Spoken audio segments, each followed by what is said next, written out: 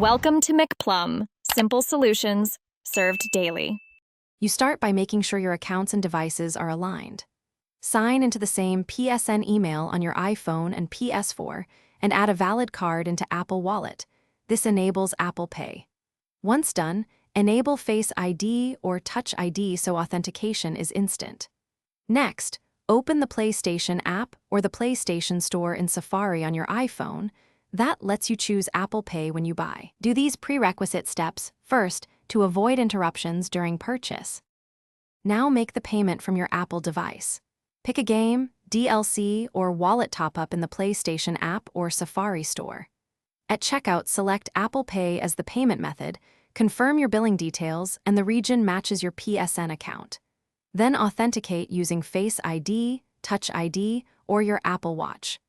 Once Apple Pay authorizes the transaction, the PlayStation Store processes it immediately. This method avoids entering card info on the Ps4 and gives faster finish by confirming the content is available on your Ps4. Open library or check your wallet balance. Downloads should appear or start automatically. If you don't see the purchase, sign out and back into PSN or restart the Ps4 to refresh the store cache.